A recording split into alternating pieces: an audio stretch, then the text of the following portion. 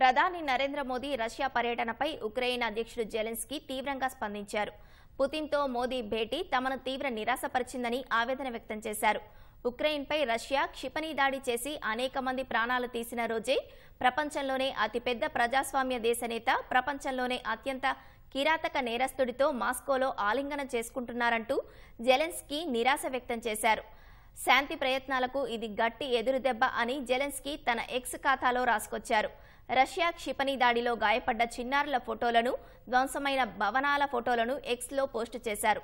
అయితే రష్యా అధ్యక్షుడితో భేటీ సందర్భంగా ఉక్రెయిన్తో యుద్ధం అంశాన్ని మోదీ ప్రస్తావించినట్లు విశ్వసనీయ వర్గాలు వెల్లడించాయి.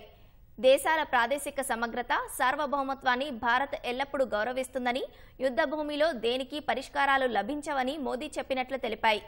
చర్చలు, దౌత్యమే ముందుకెళ్లే మార్గాలని పుతిన్కు మోదీ సూచించినట్లు సమాచారం.